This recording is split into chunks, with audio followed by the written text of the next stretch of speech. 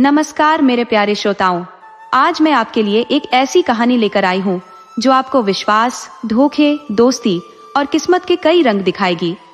ये कहानी है एक अमीर सेठ की जिसका सब कुछ डूब जाता है, उसके वफादार दोस्तों की, और एक ऐसी लड़की की जिसे दुनिया ठुकरा देती है पर उसका भाग्य उसे कहां से कहां पहुंचा देता है। इस कहानी में आपको सीखने को मिलेगा कि सच्चा दोस्त वही होता है जो बुरे वक्त में साथ दे और नियति का खेल कोई नहीं समझ सकता। आइए कहानी शुरू करते हैं। पुराने जमाने की बात है। जयनगर नाम का एक नगर था जहां हीरालाल सेठ की तूती बोलती थी। नगर में उनका बड़ा नाम था। विदेशों से उनका सामान पानी वाले जहाजों से आता रहता था। वह इतना सस्ता सामान बेचते थे कि दूसरे नगर के भी व्यापारी उनके यहाँ सामान लेने आ जाते थे। सेठ हीरालाल का ब्याह उदयपुर में हुआ था। उनकी पत्नी गरीब घर की थी, मगर उनके अरमान ऊंचे थे। उसी ने सेठ को विदेश से व्यापार का सुझाव दिया था। उसी की बदौलत हीरालाल फर्श से अर्श पर पहुंच गए थे। सेठ की एक बेटी और एक बेटा था। बेटी का नाम जयंती था, जबकि बेटे का नाम शंकर था। अभी दोनों की उम्र कोई बहुत ज्यादा नहीं थी। बेटी जयंती बड़ी थी, वह 8 साल की थी, जबकि बेटा शंकर 5 साल का था। हीरालाल की पत्नी ने सलाह दी, आप अब जितना व्यापार चला रहे हो उतना ही काफी है। जैसे जैसे विस्तार को सोचोगे कठिनाइयां बढ़ती जाएंगी, आपका सुख चैन गायब हो जाएगा। सेठ बोला, अरे भाग्यवान, मैं एक व्यापारी हूँ, कोई भिखारी नहीं कि जो मिल गया उसी में संतोष कर लूं। व्यापारी कभी संतोषी नहीं होता, उसे लालची होना चाहिए, उसके व्यापार का विस्तार होना चाहिए। वो एक नगर तक सीमित नहीं रहता। वो व्यापारी ही क्या, जिसका कारोबार 40-50 नगरों में न फैला हो। तुम औरत हो, बस देखती जाओ मैं क्या से क्या कर देता हूँ। सेठ हीरालाल ने व्यापार के विस्तार के लिए सोचा कि मैं विदेश से इतना माल मंगाऊं कि दूसरे नगर में भी अपना व्यापार शुरू कर सकूं। हीरालाल ने अपनी किस्मत आजमाने के लिए जयनगर की सारी संपत्ति गिरवी रखकर उस पैसे से विदेश से माल मंगा लिया। हीरालाल को उम्मीद थी कि वह अपनी संपत्ति तो चुटकियों में छुड़ा लेगा और मुनाफे से विजयनगर में व्यापार शुरू करा देगा। लेकिन होनी को तो कुछ और ही मंजूर था। पानी का जहाज जब माल लेकर वापस चला तो उस पर बोझ बहुत ज्यादा हो गया था। वो जहाज बहुत पुराना था, बड़ी मुश्किल से आगे बढ़ा, लेकिन वह भार सहन नहीं कर पा रहा था। जहाज में धीरे धीरे पानी भरने लगा। पहले तो उसमें छोटा सा छेद था तो जहाज का खलासी ही उसे उलीच दे रहा था, मगर जैसे जैसे नाव आगे बढ़ रही थी छेद और बड़ा होता जा रहा था। जहाज पर सवार कई सहयोगियों ने खलासी का साथ दिया, उस छेद को बंद करने का प्रयास किया, लेकिन वह बंद होने के बजाय बढ़ता ही गया और काबू से बाहर हो गया।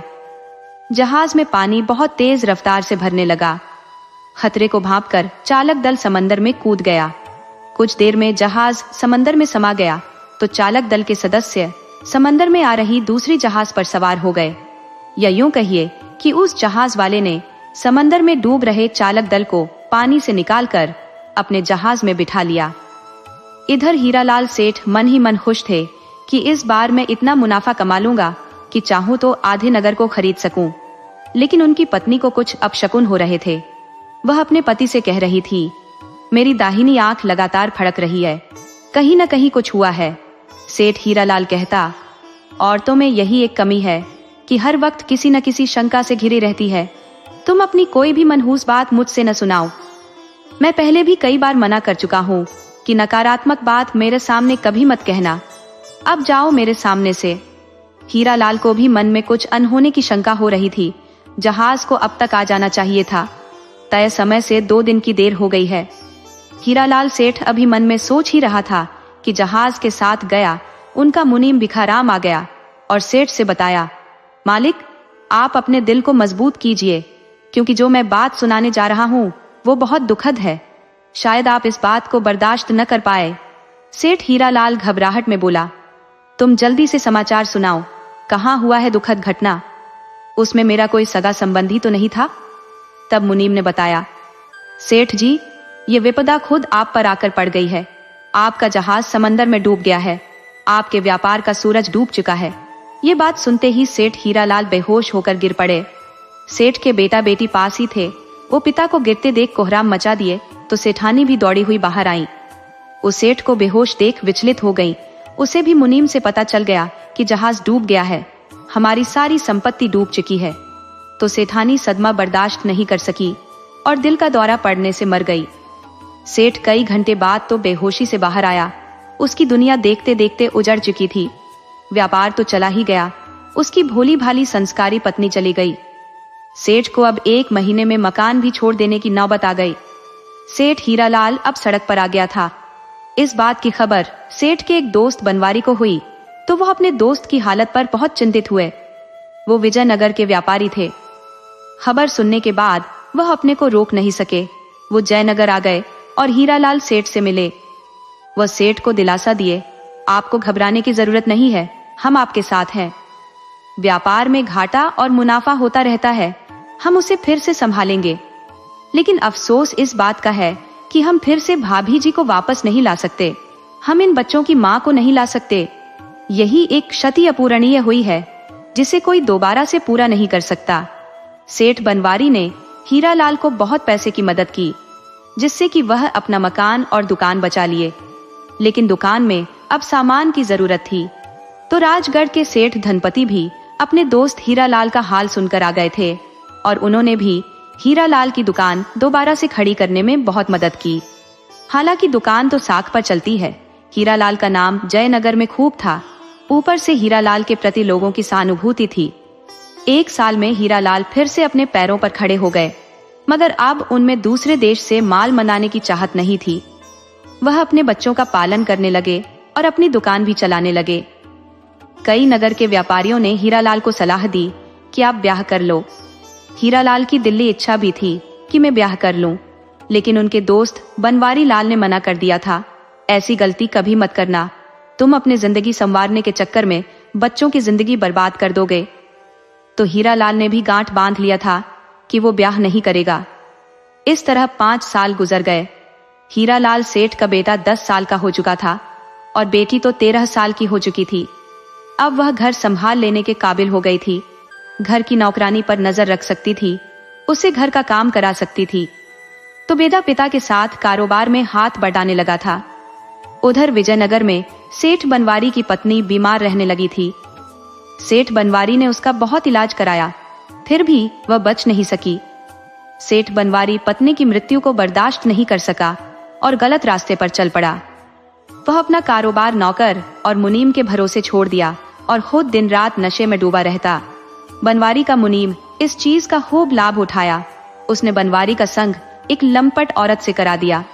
बनवारी औरत के लिए भूखा था ही, वह लंपट औरत पर तन मन धन सब हार गया और उससे ब्याह कर लिया। लेकिन औरत ने शर्त लगा दी, मैं तभी आपकी पत्नी रहूंगी जब आप मुझे अपनी जायदाद दे देंगे। मैं भोली औरत हूँ, आपका क्या भरोसा, 2-4 महीने साथ रखकर मुझे त्याग दे तो फिर मैं कहाँ जाऊंगी। अगर आपको मेरा साथ चाहिए, पत्नी का प्यार चाहिए, तो कुछ तो त्याग करना ही पड़ेगा। बनवारी की मति मारी गई थी। वह औरत की चाल को नहीं समझ सका। सोचा कि जब यह मेरी पत्नी है तो फिर मेरी जायदाद इसके नाम रहे या फिर मेरे नाम रहे, क्या फर्क पड़ता है। उसने औरत के नाम अपनी दुकान और मकान कर दिया। अपने नाम मकान होते ही औरत असली रंग में आ गई। सेठ उससे प्रेमालाप करना चाहा तो वह सेठ को औकात याद दिला दी, मैं किसी भिखारी से प्यार नहीं कर सकती। सेठ बोला, मजाक छोड़ो, अब आ भी जाओ, मैंने अपना सब कुछ तुम्हारे नाम कर दिया है।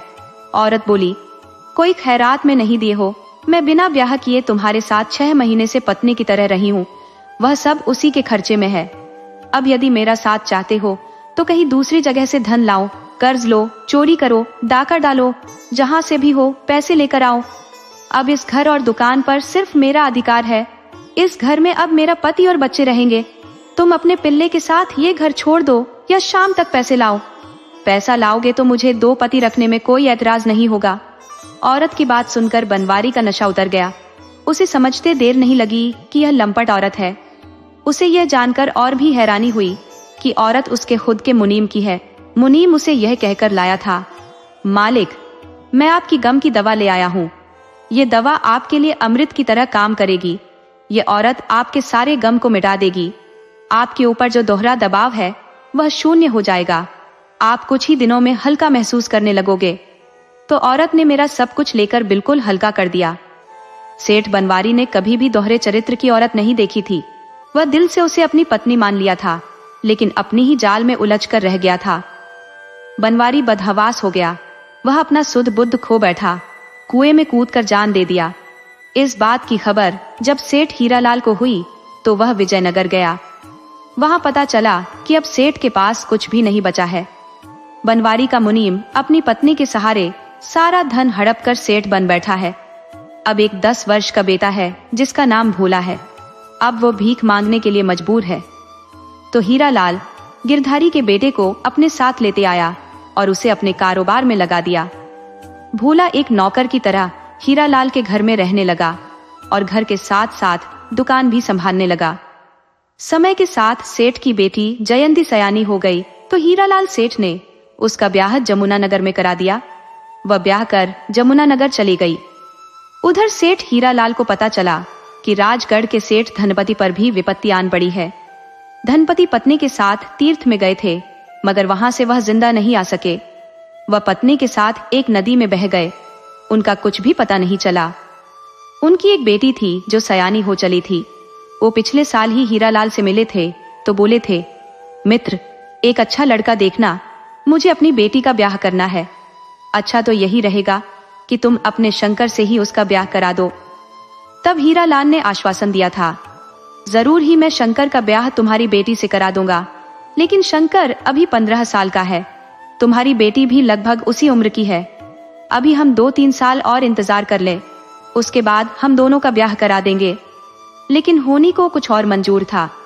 जब हीरालाल ने सुना कि धनपति नहीं रहा तो वह उसकी बेटी को लाने राजगढ़ चले गए कि उसकी बेटी को अपने घर ले आऊं और उसका ब्याह शंकर से कराकर अपना वादा पूरा कर लूं। लेकिन वहां जाने पर पता चला कि धनपति की सारी संपत्ति उनके ताऊ के बेटों ने हड़प ली है। धनपति की बेटी रेशम भी अब यहाँ नहीं है। उसे भी ताऊ के बेटों ने भगा दिया है, तो वह रिश्ते की किसी मौसी के घर चली गई है। अब उसकी मौसी कहाँ की है, अपनी है या गैर है, किस नगर में रहती है, इस बात की खबर किसी को नहीं है। इतना पता करने के बाद सेठ हीरालाल अपने नगर लौट आए। वह आने के बाद अपने बेटे शंकर से सारा हाल बताए। मेरे 2 दोस्तों ने मेरे बुरे वक्त में बहुत मदद किए थे। एक दोस्त का बेटा भोला है, तुम इसे अपना भाई समझना। इसे अपने रोजगार में आधे का साझेदार बना लेना, क्योंकि मेरा रोजगार इसके पिता द्वारा ही खड़ा किया गया है। मैं अपने दूसरे दोस्त धनपति के पास गया था, लेकिन वह नहीं रहा, उसकी पत्नी भी नहीं रही, उसका धंधा रोजगार कुछ भी नहीं रहा। उसकी एक बेटी थी, अब वह भी पता नहीं कहाँ है। मैंने धनपति को आश्वासन दिया था कि उसकी बेटी को ही अपनी बहू बनाऊंगा, लेकिन जब वह मिली ही नहीं तो अब मैं क्या कर सकता हूँ। शंकर बोला, पिताजी, आपको उस लड़की का पता लगाना चाहिए, क्योंकि वह आपके ऐसे दोस्त की बेटी है कि वैसा दोस्त आजकल धरती पर सबके नहीं मिलते। आप सौभाग्यशाली रहे हो कि आपके दोस्त किसी फरिश्ते से कम नहीं थे। आप उसकी बेटी का पता लगाओ। यह मैं इस लालच से नहीं कह रहा कि मैं उसे पत्नी बनाना चाहता हूँ, बल्कि एक दोस्त के वादे को पूरा करने के लिए बोल रहा हूँ। मुझे तो यह भी पता नहीं कि वह गोरी है या काली है, चतुर है या मंदबुद्धि है, लेकिन आपके वचन की लाज रखने के लिए तैयार हूँ। हीरालाल सेठ बोले, बेटा शंकर, मैं उस लड़की का पता 6 माह तक लगवाऊंगा। यदि वह मिल गई और कुमारी रही तो तेरा ब्याह उसी से करा दूंगा, और नहीं मिली या फिर ब्याह कर ली होगी तो मैं तुम्हारा ब्याह दूसरी जगह करा दूंगा। हीरालाल अपने एक दोस्त के माध्यम से पता लगाने लगे। उन्हें 1 माह बाद पता चला कि लड़की का कोई सुराग नहीं मिल रहा है। संभव है उसके ताऊ के बेटों ने उसे मारकर दफन कर दिया हो और मनगढ़ंत कहानी सुना रहे हो कि मौसी के साथ चली गई है। मैंने पूरा पता लगा लिया है कि धनपति की पत्नी अपने माता पिता की इकलौती बेटी थी, यानी रेशम की कोई मौसी नहीं थी। मौसी के साथ जाने वाली बात एक कल्पना मात्र है। हीरालाल सेठ ने भी मान लिया कि रेशम अब जिंदा नहीं है। वो शंकर से बताए, बेटा, धनपति की बेटी भी धन लोभियों द्वारा शिकार कर ली गई है। उसे उसके ताऊ के लड़कों ने मार दिया है। अब वह जिंदा नहीं रही। शंकर बोला, ठीक है पिताजी, आपकी अब जैसी इच्छा, आप मेरा ब्याह कहीं भी करा सकते हैं, लेकिन देखना आजकल जमाना बुरा हो चला है। कोई कुलीन लड़की ही घर में लाना जो आपको आदर दे सके, वह आपको अपने पिता समान मान सके। हीरालाल बोले, बेटा मैंने बहुत दुनिया देखी है, इसलिए मैंने भी सोच लिया है कि हमारे घर में जो बहू आएगी वो जांची परखी होगी। मैं इस काम के लिए जयंती को लगा दिया है। जयंती तुम्हारा ब्याह कराएगी। उसकी भी यही इच्छा है कि भाई का ब्याह करा दूं। बेटी या बहन की पसंद हमेशा से उत्तम रही है। उनकी परख बहुत तगड़ी होती है, इसलिए अब चिंता की कोई बात नहीं है। आने वाले 1-2 माह में तुम्हारा ब्याह हो जाएगा। उसके बाद भोला के विषय में सोचता हूँ। उसका भी घर मुझे ही बसाना है। अपने जीते जी उसके लिए भी कारोबार खड़ा करा दूंगा। इस तरह 1 माह गुजर गया कि एक दिन जयंती ससुराल से मायके आ गई। वो भाई शंकर के ब्याह के सिलसिले में आई थी। वो जमुना नगर में ब्याही गई थी। उसके पड़ोस में एक बहुत ही सरल स्वभाव की लड़की रहती थी। उसके माता पिता बहुत गरीब थे, लेकिन लड़की बहुत ही संस्कारी थी। तो जयंती चाहती थी कि शंकर उस लड़की से ब्याह कर ले। हालांकि उसे ससुराल से कुछ नहीं मिलने वाला। शंकर के मन में था कि यदि मुफ्त में ब्याह करेगा तो सिर्फ रेशम से।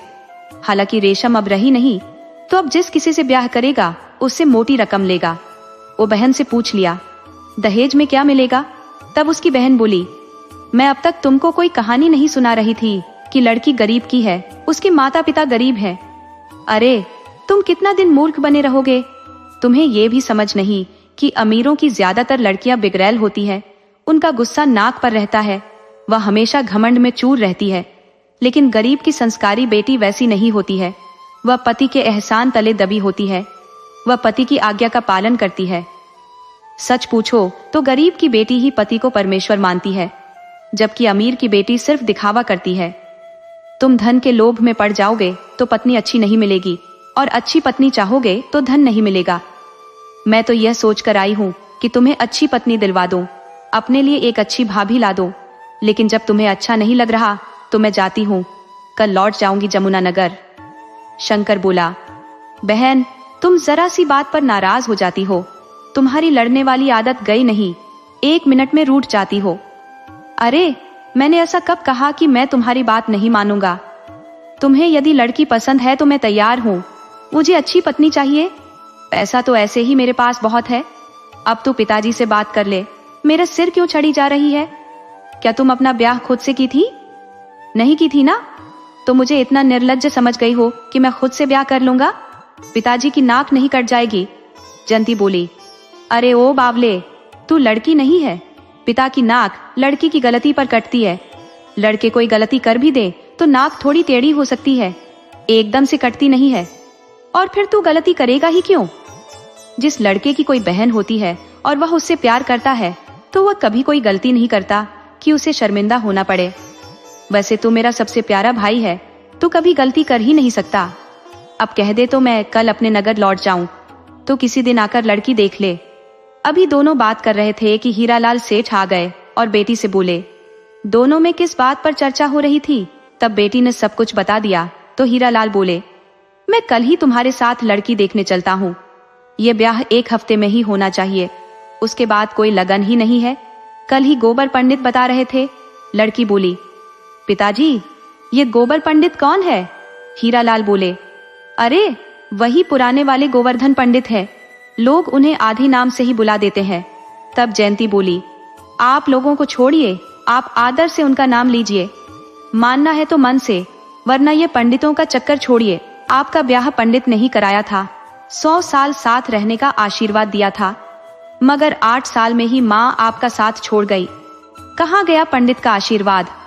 पंडित ने ही गिरधारी और धनपति काका का ब्याह कराया होगा। कहाँ गया उनका साथ जन्म तक साथ निभाने का? और की बात छोड़िए, आपने विदेश से व्यापार शुरू किया था। पंडित जी से शुभ मुहूर्त निकलवाकर आपने माल लाने को जहाज भेजा था, शुभ मुहूर्त दिखवाकर। लेकिन आपका जहाज डूब गया। इसलिए आप इन बेकार की बातों पर भरोसा मत करिए, और जब आपका दिन अच्छा हो शंकर का ब्याह कीजिए। तब हीरालाल बोले, बेटी यह तो मुझे भी पता है कि यह सिर्फ एक परंपरा है, बैठे बिठाए खाने की, युगों से चला आ रहा है। इसे हम नहीं बदल सकते। हमें इन सब बेकार की बातों में नहीं पड़ना चाहिए।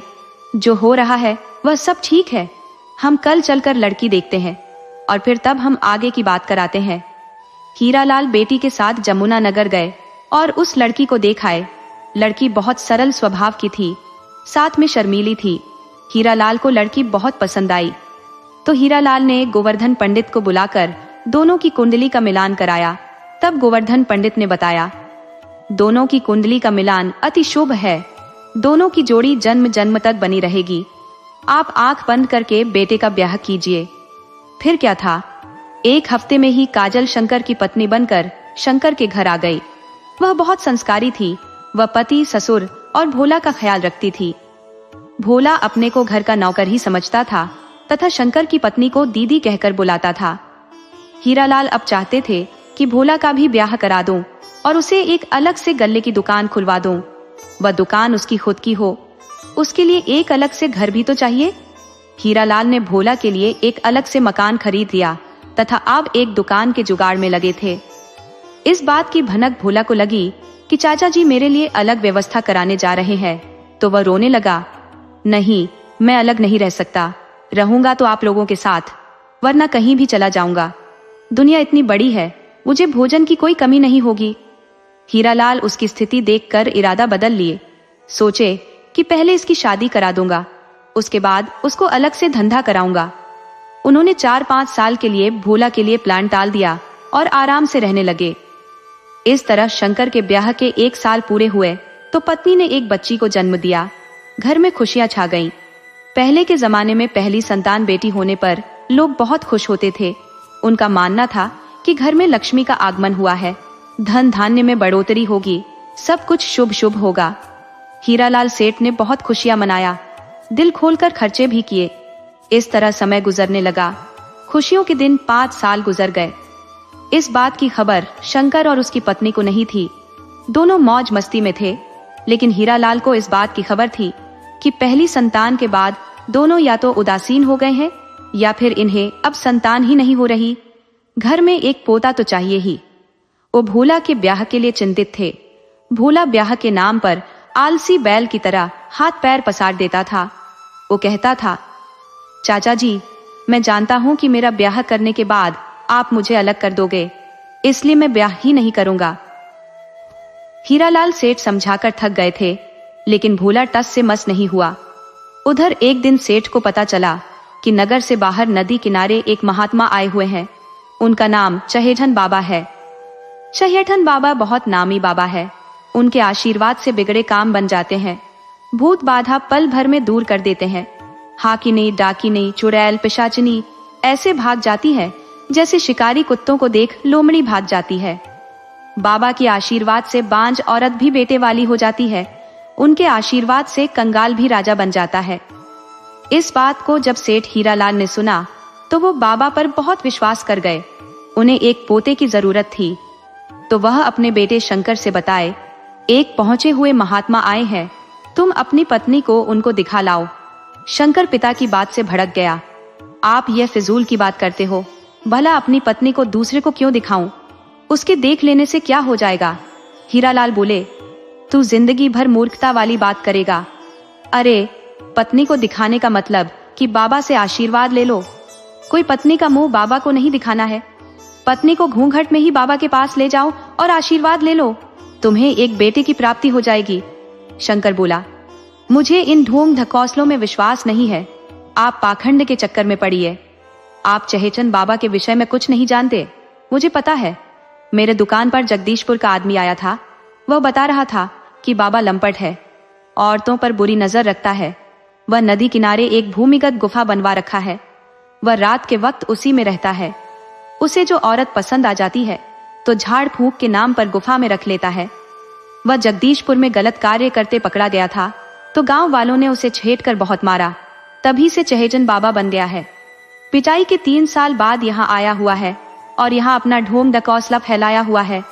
हीरालाल बोले, तुम्हें नहीं जाना हो तो मत जाओ, मैं बहू को लेकर जाऊंगा और उससे आशीर्वाद ले आऊंगा।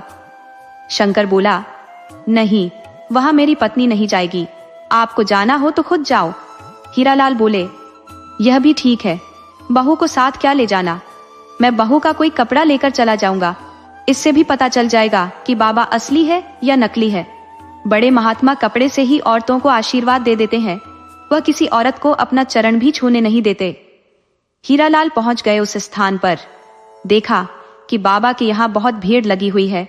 लेकिन बाबा किसी को भी अपना चरण छूने नहीं देता। औरतों को दूर से ही फेंक कर फल देता है या फिर कोई उपाय बताता है।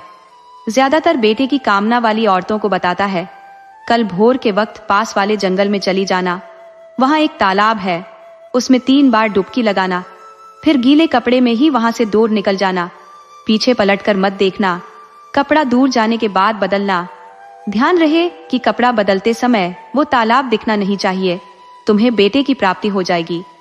अगर उसके बाद भी कोई प्रॉब्लम होती है तो मुझसे मिलना या अपने पति को भेज देना, औरतों को यहाँ आने की कोई जरूरत नहीं है। फिर कई बार आकर थक चुकी औरतों को अलग से सलाह देता, जंगल के अंदर एक पीपल का पेड़ है, उसमें लाल धागा बांध देना और पीतल के लोटे से जल चढ़ा देना, लौटा को वहीं छोड़ देना, लौटते वक्त पीपल के पेड़ की तरफ नहीं देखना। इस तरह बाबा अलग अलग तरीके से लोगों को उपाय बता रहा था। हीरालाल ने भी अपना गरज कहा, मैं बहू का कपड़ा लेकर आया हूँ, मेरी बहू को बेटा चाहिए, आप कृपा करके कोई उपाय बताइए।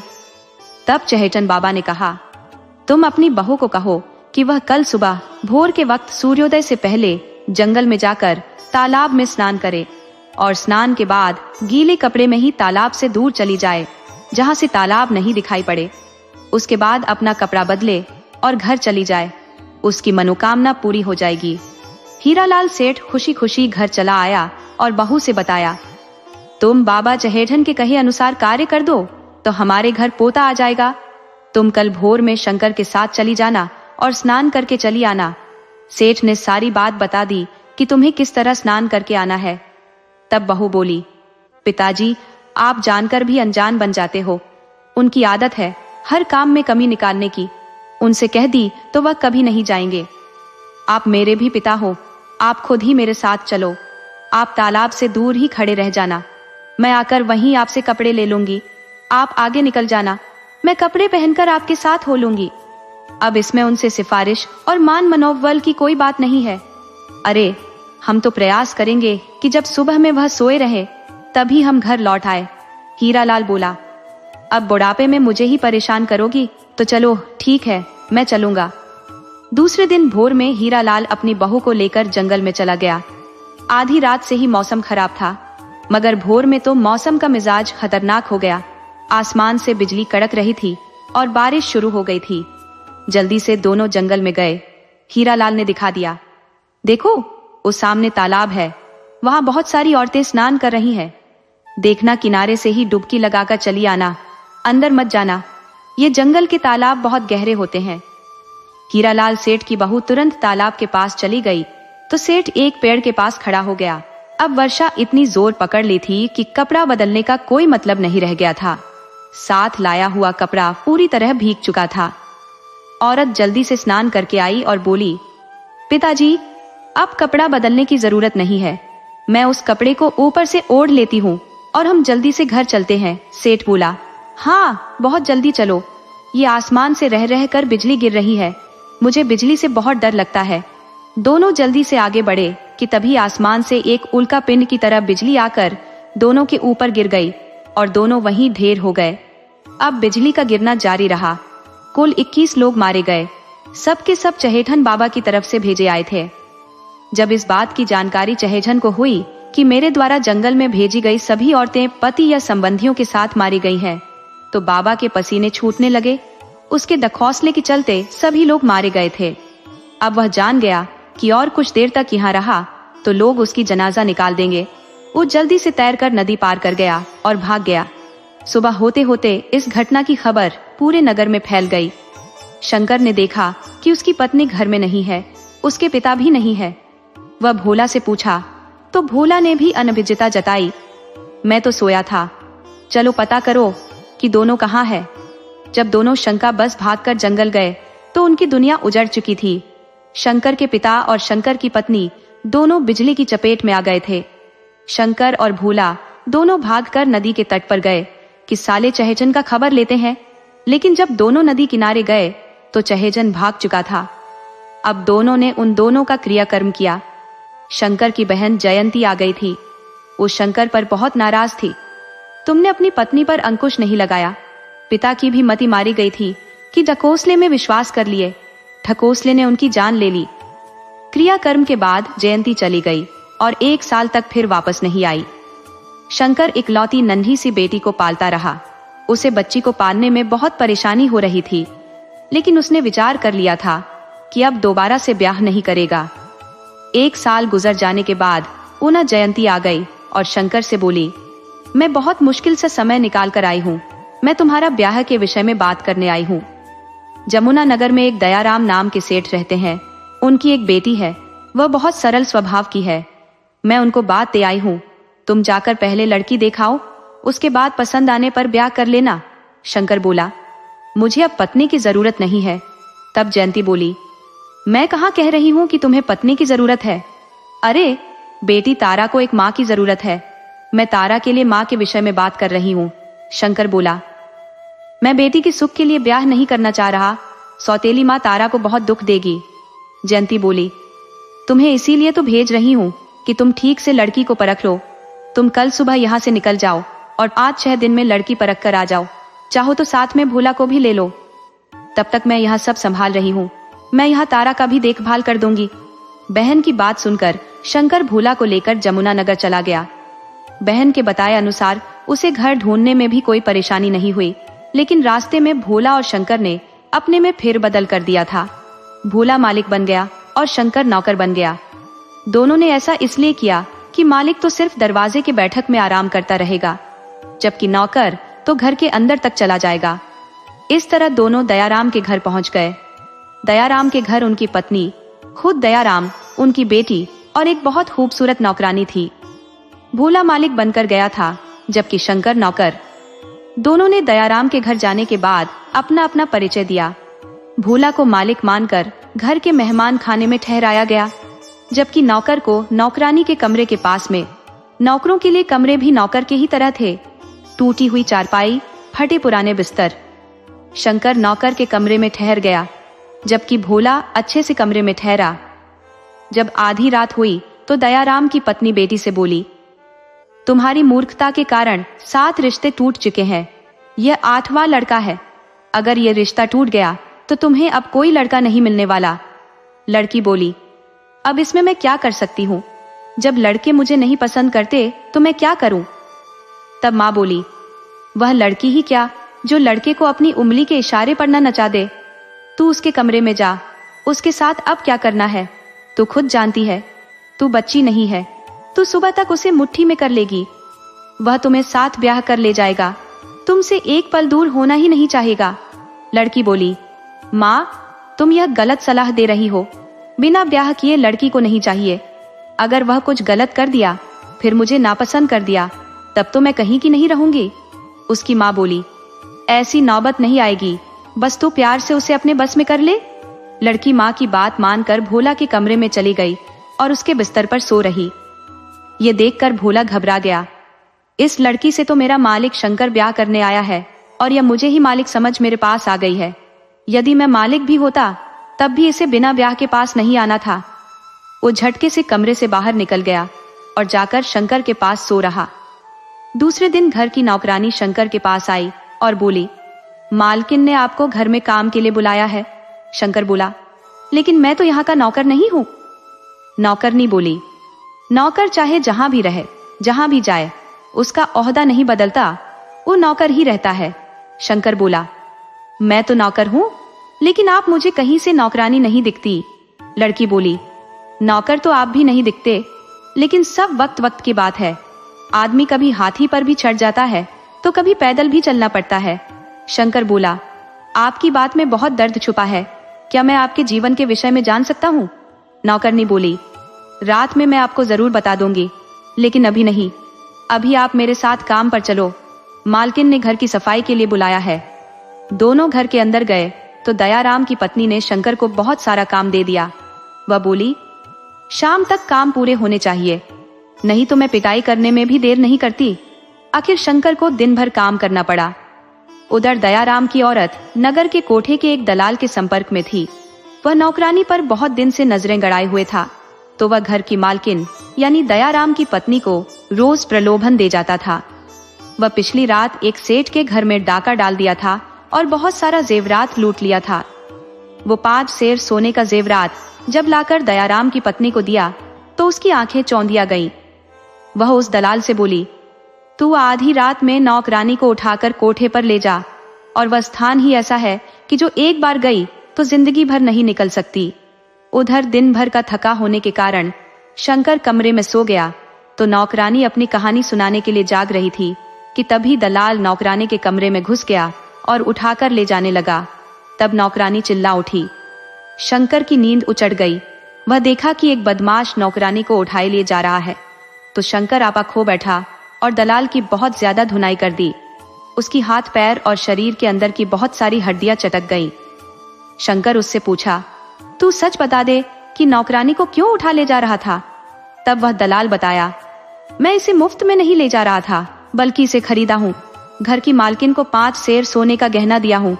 तब वह बोली है कि इसे उठा ले जाओ। अब अपने पैसे वसूलने के लिए इसे कोठे पर बेचना था। शंकर ये सुनकर बहुत गुस्से में आ गया और उसे एक कमरे में बंद कर दिया। वो नौकरानी से पूछा, तुम कौन हो? तुम अपना परिचय बताओ। तब नौकरानी ने बताया, मैं राजगढ़ की हूँ। मेरे पिता धनपति कभी नगर के बड़े सेठ थे, मगर मेरे ताऊ के बेटों ने उनकी हत्या करा दी। मुझे अपने मौसी के यहाँ नौकरानी बनाकर भेज दिया। मेरा नाम रेशम है। रेशम नाम सुनते ही शंकर बोला, तुम रेशम हो? तो मैं हीरालाल सेठ का बेटा शंकर हूँ। इस वक्त मैं दयाराम की बेटी के चरित्र को परखने आया था, इसलिए नौकर बना था, और जो मालिक बना है वह भी नौकर नहीं है, लेकिन संयोग से मेरे यहाँ अभी नौकर है। कभी तुम्हारे पिता तुम्हारा हाथ मेरे हाथ में देना चाहते थे, लेकिन बाद में तुम मिली ही नहीं। मुझे अब जाकर मिली हो। अब मैं तुम्हें अपनी पत्नी बनाना चाहता हूँ। क्या मेरा फैसला तुम्हें मंजूर है? तब रेशम बोली, मैं तो पिछले 7-8 साल से आपको ही चाहती रही, लेकिन अफसोस कि मैं आपको देखी नहीं थी और आपने भी मुझे नहीं देखा था। इस तरह सुबह हुई तो शंकर उस दलाल को निकालकर नगर कोतवाल को दे आया। कोतवाल ने भी उसकी खूब खबर लिया। दिन भर शंकर और रेशम सेठ के घर काम करते रहे। शाम में फिर अपने कमरे में आ गए। दोनों देर रात तक कमरे में बातें करते रहे कि भोला आ गया और बोला, यह क्या मालिक, आप नौकरानी के साथ इस कमरे में हो? कोई देख लेगा तो क्या कहेगा? तब शंकर बोला, भोला, ये मेरी रेशम है। इसका इंतजार मैं बहुत दिन तक किया। अब ये मुझे मिल गई है। अब तू बता कि यहाँ क्यों भाग आया है? तब बोला, सेठ की बेटी मेरे बिस्तर पर आकर सो जा रही है, इसलिए यहाँ चला आता हूँ। तब शंकर बोला, भोला, अब वह तुम्हारी होने वाली पत्नी है। तुम निसंकोच कमरे में आओ और सो रहो। कल हम अपनी अपनी पत्नी लेकर नगर लौट चलेंगे। सुबह में शंकर ने रेशम को काम पर जाने से मना कर दिया, तो दयाराम की पत्नी आग के गोले की तरह आ धमकी, नौकरानी और नौकर, तुम दोनों यहाँ क्या कर रहे हो? हमारे घर में बहुत काम पड़ा है। तब शंकर बोला, काम तो मेरे घर में भी पड़ा है। तुम्हारे पास वक्त हो तो चलो, हम तुम्हें 100 गुना ज्यादा पगार देंगे। दयाराम की पत्नी बोली, नौकर, तुम ये क्या बकते हो? तभी भोला वहां आ गया और बोला, मेरे मालिक को नौकर कहा तो मुझसे बुरा कोई नहीं होगा। यह हमारे सेठ शंकर हैं। दयाराम की पत्नी बोली, हाय, मैं लुट गई। अपनी बेटी को नौकर के कमरे में भेज दी। शंकर बोला, मेरे दोस्त को नौकर कहा तो मैं 5 सेर जेवर वाला रहस्य कोतवाल के सामने खोल दूंगा। जिंदगी भर जेल में सड़ जाओगी। दयाराम भी आ गया था।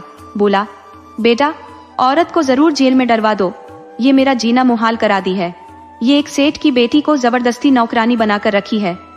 शंकर बोला, चाचा जी, मुझे सब पता चल गया है। इस औरत के चरित्र के विषय में भी मैं जान गया हूँ कि यह खुद की बेटी को बिन ब्याहे मेरे दोस्त के पास भेजती है।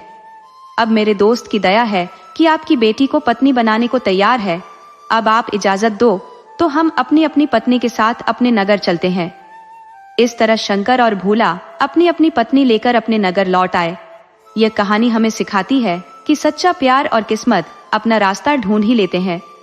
धोखे और लालच का अंजाम हमेशा बुरा होता है, जबकि नेकी और वफादारी इंसान को हर मुश्किल से निकालकर मंजिल तक पहुंचा ही देती है।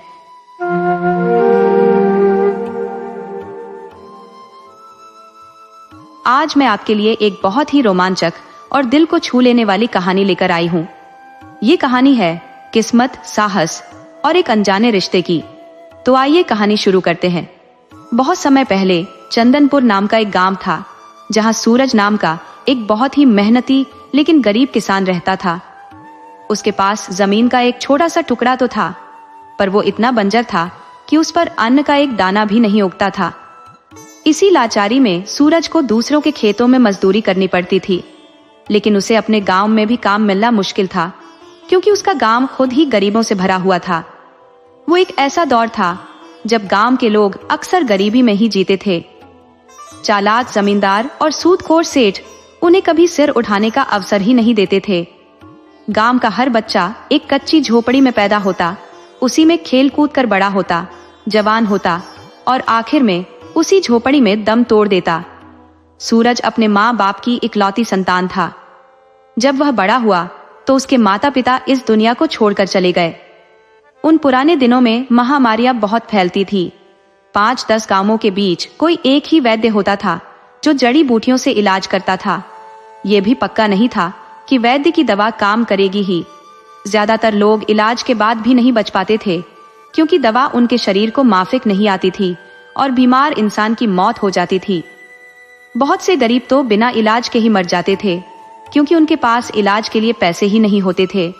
तो सूरज के माता पिता के जाने के बाद वह बिल्कुल अकेला रह गया था। जब उसे अपने गांव में काम नहीं मिला तो वह पास के गांव किशनगढ़ जाने लगा। वहां एक रहमदिल जमींदार था, जिसके यहाँ उसे काम मिल जाया करता था। उस जमींदार के यहाँ हमेशा 10-20 मजदूर काम करते ही रहते थे। वह जमींदार बहुत नेक इंसान था और कभी मजदूरों के साथ बेईमानी नहीं करता था। वह उन्हें उनकी पूरी मजदूरी देता था। उस समय एक दिन की मजदूरी 2 सेर अनाज होती थी, जो जमींदार सूरज को दे देता था। सूरज के दिन किसी तरह कट रहे थे, लेकिन उसकी एक बड़ी समस्या थी कि वह अभी तक कुंवारा था। जब वह किशनगढ़ से काम करके अपने घर लौटता तो उसे खुद ही खाना पकाना पड़ता था। किशनगढ़ उसके गांव से कोई 6 मील दूर था। वहां से लौटते लौटते उसे हर रोज रात हो जाती थी। रास्ते में घनी और कंटीली झाड़ियां थी, जिनमें जहरीले कीड़े मकोड़े रहते थे। फिर भी पेट की आग बुझाने के लिए सूरज को हर दिन ये खतरा उठाना पड़ता था। बरसात के मौसम में तो उसकी मुश्किलें और भी बढ़ जाती थी, क्योंकि उसे बारिश में भीगते हुए घर आना पड़ता था।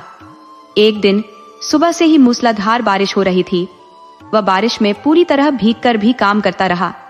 जब शाम हुई तो वह घर के लिए निकल पड़ा। जमींदार ने एक बार भी यह नहीं सोचा कि यह लड़का इतनी दूर से आता है, बारिश में भीगकर कहाँ जाएगा। आज रात यहीं रुक जाओ। सूरज को मन ही मन उम्मीद थी कि शायद जमींदार उसे रोक लेगा। वह उस थकी हुई हालत में अपने गांव वापस नहीं जाना चाहता था। लेकिन जब जमींदार ने कुछ नहीं कहा तो वह बारिश में भीगता हुआ अपने घर की ओर चल पड़ा। रास्ते में अंधेरा गहराने लगा और बारिश भी और तेज हो गई।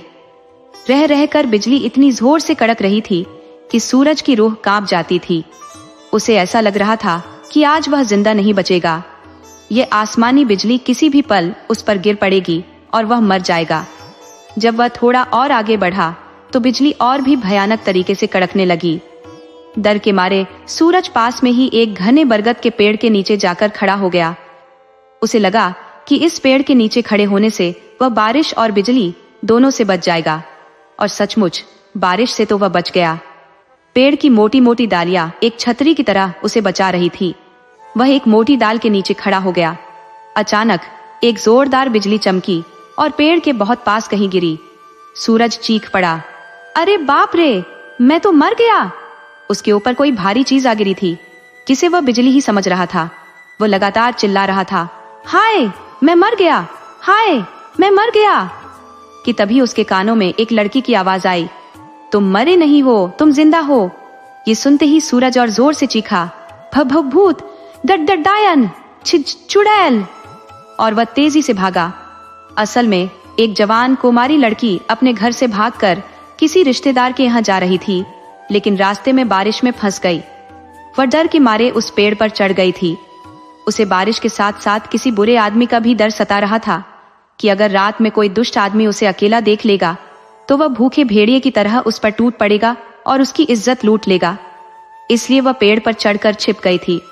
उसके पास कुछ पैसे और सोने के गहने भी थे, इसलिए उसे लुट जाने का भी डर था। एक अकेली लड़की के साथ अगर उसके माँ बाप या भाई न हो तो इस दुनिया में उसका कोई नहीं होता। जब बिजली कड़की तो वह डर के मारे पेड़ से नीचे गिर पड़ी और किस्मत से सूरज के ऊपर ही गिरी। सूरज उसे भूत समझकर भागा तो लड़की को भी लगा कि शायद सच में पेड़ पर कोई भूत है, तो वह भी अपनी जान बचाने के लिए सूरज के पीछे पीछे भागी। सूरज भागता हुआ अपने घर पहुंचा तो वह लड़की भी उसके पीछे पीछे उसके घर में घुस गई। सूरज ने सोचा कि यह भूतनी मेरा पीछा करते करते मेरे घर तक आ गई है, अब यह मुझे मार डालेगी। सूरज बोला, भूतनी, तू मेरा पीछा करते करते यहां तक आ गई। सूरज ने उसे मारने के लिए लाठी उठाई ही थी कि वह बोली, मैं भूतनी नहीं हूं, मैं एक। इतना कहते कहते वह बेहोश होकर जमीन पर गिर पड़ी। सूरज ने दिया जलाया और देखा कि वह कोई भूतनी नहीं बल्कि एक लड़की है। उसने सोचा, भूतनी के पैर तो उल्टे होते हैं, इसके तो सीधे हैं। भूतनी की सूरत तो डरावनी होती है, ये तो बहुत सुंदर है। सूरज को यकीन हो गया कि यह एक इंसान ही है। उसने उसके चेहरे पर पानी के छींटे मारे तो वह हड़बड़ाकर उठ बैठी। वह बहुत डरी हुई थी और उसका दिल जोर जोर से धड़क रहा था। भागने की वजह से वह पूरी तरह मिट्टी में सन गई थी और उसके कपड़े भी गीले थे। सूरज ने कहा, तुम बिल्कुल मत डरो, तुम इस समय एक सुरक्षित जगह पर हो, तुम्हें यहाँ कोई नुकसान नहीं पहुंचाएगा। तुम पहले थोड़ा आराम कर लो, मैं तुम्हें कुछ सूखे कपड़े देता हूँ, उन्हें दूसरे कमरे में जाकर बदल लो। फिर मैं खाना बना देता हूँ, तुम खा लेना। उसके बाद मुझे बताना कि तुम कौन हो और यहाँ कैसे पहुंची। लेकिन यह सब तब बताना जब तुम्हारा मन पूरी तरह शांत हो जाए। सूरज ने उसे पीने के लिए पानी दिया और कहा, अगर तुम्हें मुझसे जरा भी डर लग रहा है तो उस कमरे में जाओ और दरवाजा अंदर से बंद कर लो। वहां एक चारपाई है, उस पर आराम करो। कुछ वस्त्र रखे हैं, उन्हें बदल लो। वह लड़की सचमुच उस कमरे में चली गई और अंदर से दरवाजा बंद कर लिया। सूरज ने उसे एक जलता हुआ दीपक दे दिया था। उसने कमरे के अंदर देखा तो कुछ औरतों के कपड़े रखे थे। वे कपड़े बिल्कुल नए थे, जैसे उन्हें कभी किसी ने पहना ही ना हो। उसने उनमें से एक कपड़ा निकाला और अपने गीले कपड़े बदल लिए। वह सोचने लगी, इस घर में यह आदमी अकेला है, लेकिन ये कपड़े बता रहे हैं कि यहाँ कोई औरत भी रहती है। शायद वह अभी घर पर नहीं है। कहीं यह मुझे बहलाने फुसलाने की कोई चाल तो नहीं चल रहा। शादीशुदा मर्द तो कुंवारों से भी ज्यादा खतरनाक होते हैं। उन्हें औरतों को अपनी बातों में फंसाने का तजुर्बा होता है। पहले वे औरत का भरोसा जीतेंगे, उसके सामने बहुत अच्छा बनने का नाटक करेंगे, और जब औरत उन पर यकीन कर लेगी तब उसे अपना शिकार बनाएंगे।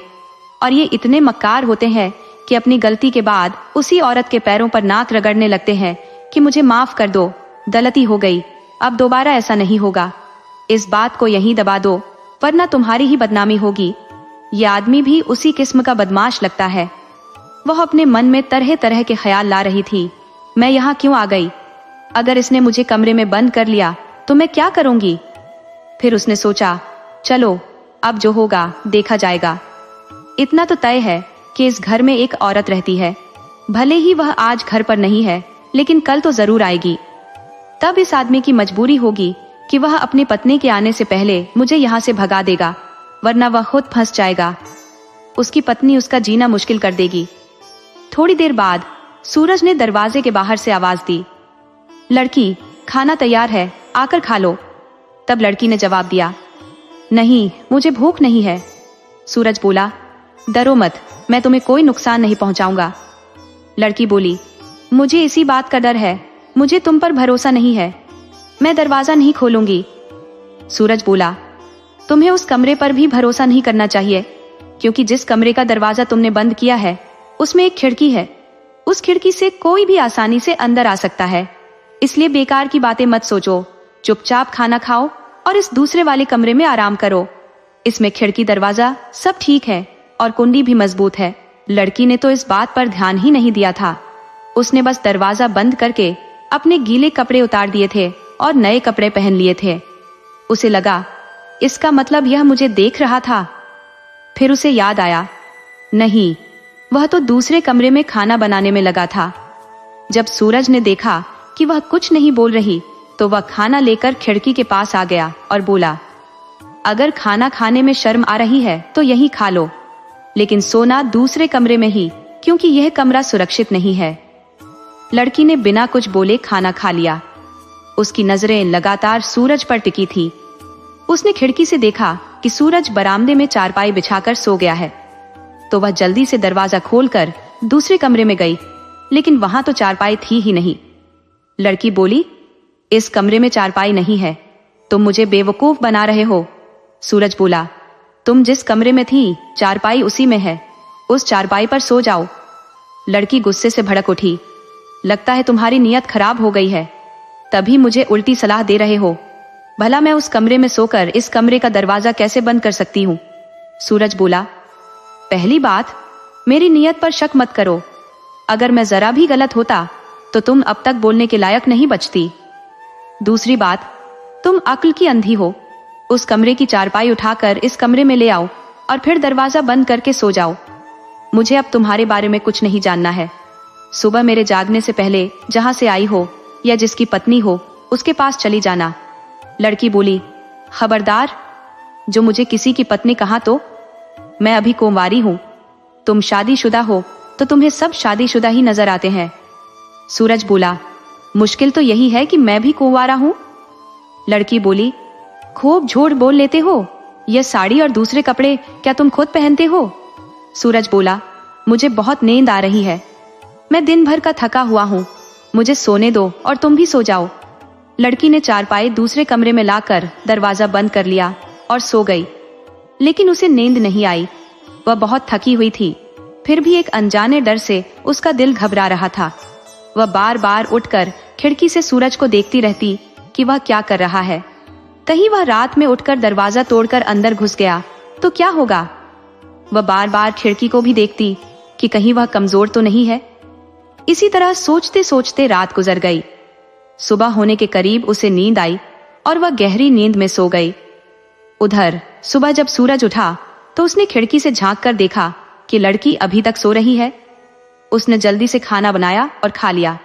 फिर वह खिड़की से उसे जगाने लगा, अरे ओ लड़की, सुबह हो गई है, क्या तुम्हें अपने घर नहीं जाना? लड़की ने कोई जवाब नहीं दिया। कई बार बुलाने के बाद उसने कहा, मुझे तंग मत करो, सोने दो। सूरज को काम पर जाना था, इसलिए वह घर के बाहर ताला लगाकर चला गया। उधर लड़की थकान की वजह से बेसुध सो रही थी। वह रात में 3 मील दौड़कर आई थी। उसने अपनी पूरी जिंदगी में कभी इतना नहीं दौड़ा था। वह दोपहर तक सोती रही। जब वह जागी और दरवाजा खोला तो बहुत परेशान हुई। घर में कोई नहीं था और बाहर से दरवाजा बंद था। उसने घर के पीछे की तरफ एक और दरवाजा देखा तो उसे समझ आया कि यह आदमी भले ही गरीब है, मगर उसने घर में व्यवस्था अमीरों जैसी कर रखी है। घर के पीछे औरतों के नहाने और फ्रेश होने का इंतजाम था। लेकिन उसे यह भी महसूस हुआ कि उस जगह का लंबे समय से इस्तेमाल नहीं हुआ था, तो पहले उसने उस जगह को इस्तेमाल किया। घर के अंदर सूरज 4-5 मटके पानी भरकर गया था, इसलिए लड़की को कोई दिक्कत नहीं हुई। फ्रेश होने के बाद उसने स्नान किया। फिर घर के अंदर देखा तो खाना तैयार रखा था। उसने फटाफट खाना खाया और फिर बिना कोई चिंता किए आराम से सो गई। उसे वहां बहुत सुकून महसूस हो रहा था। उधर जब रात हुई तो सूरज वापस आया, लेकिन उसके आने से पहले ही लड़की ने खाना बना दिया था। वह मन ही मन सोच रही थी कि यह घर मेरे लिए अच्छा रहेगा। घर का आदमी भी बहुत संयम वाला और नेक है। ये एक अच्छा पति साबित हो सकता है। बहुत मेहनती भी है और मेरा तो अब इस दुनिया में कोई है भी नहीं। अगर मैं अपने सौतेले भाइयों के हाथ लग गई तो वे मुझे काट डालेंगे। वह यह सब सोच ही रही थी कि बाहर का दरवाजा खुला। सूरज घर के अंदर आया तो लड़की बहुत नाराज होने का नाटक करते हुए बोली, तुम बहुत बदमाश आदमी हो, मुझे घर में बंद करके चले गए थे। मैं तो कब की अपने घर चली गई होती, रोक लिया ना तुमने मुझे। सूरज बोला, अरे पगली, मैंने तुम्हें जगाने की बहुत कोशिश की थी, लेकिन तुम उठी ही नहीं, तो मुझे मजबूरी में घर में ताला लगाना पड़ा। तुम कल सुबह चली जाना। तुम एक लड़की हो, तुम्हारा किसी अनजान के घर रुकना ठीक नहीं है। तुम्हारी बहुत बदनामी होगी, लोग तुम्हारा ब्याह तक नहीं होने देंगे, इसलिए अपनी भलाई के लिए यहाँ से चली जाना। लड़की बोली, ये उपदेश बाद में देना, पहले खाना खा लो। मैं जब घर में अकेली थी तो सोचा खाना बना देती हूँ। सूरज ने हाथ मुंह धोकर खाना खाना शुरू किया तो वह अपनी उंगलियां चाटता रह गया। अपनी माँ के मरने के बाद आज पहली बार उसने इतना स्वादिष्ट खाना खाया था। उसे अपनी माँ की याद आ गई और उसकी आंखों से आंसू बहने लगे। लड़की उसके चेहरे के हाव भाव देख रही थी। वह बोली, आप रो क्यों रहे हैं? क्या हुआ? मैंने खाना अच्छा नहीं बनाया क्या? सूरज बोला, नहीं, तुमने खाना बहुत अच्छा बनाया है। ऐसा खाना सिर्फ मेरी माँ बनाती थी। कम चीजों में भी इतना स्वादिष्ट खाना बनाने की कला सिर्फ माँ में ही थी। लेकिन 5 साल पहले वह गुजर गई। आज मुझे उनकी याद ताजा हो गई। माँ चाहती थी कि मेरे जीते जी इस घर में बहू आ जाए। उन्होंने नए कपड़े भी खरीद लिए थे। अब वह गहने बनवाने वाली थी कि बीमार पड़ गई। उनके इलाज में उनके खुद के गहने भी बिक गए, लेकिन वह बच नहीं सकी। उनके जाने के 2 दिन बाद ही पिताजी भी चले गए। माँ के सारे अरमान अधूरे रह गए। तुम जो कपड़े पहनी हो वह माँ ने अपनी बहू के लिए ही खरीदे थे। अब ये सारे कपड़े मेरे किसी काम के नहीं है। तुम जाते समय ये सब अपने साथ ले जाना। लड़की बोली, आप पहले रोना धोना बंद कीजिए। मैं अब इस घर से कहीं नहीं जाने वाली। मेरा कोई घर है ही नहीं, तो मैं जाऊंगी कहाँ? मैं यहीं रहूंगी और आपको रोज अच्छा अच्छा खाना बनाकर खिलाऊंगी। सूरज बोला, ये तुम क्या कह रही हो? तुम्हारा कोई तो घर होगा जहां तुम यहां आने से पहले रहती थी। तब लड़की ने अपनी कहानी सुनाई। हाँ, पहले मेरा एक घर था, लेकिन आपकी तरह ही मैं भी अनाथ हो गई। मेरी माँ मेरे पिता की दूसरी पत्नी थी।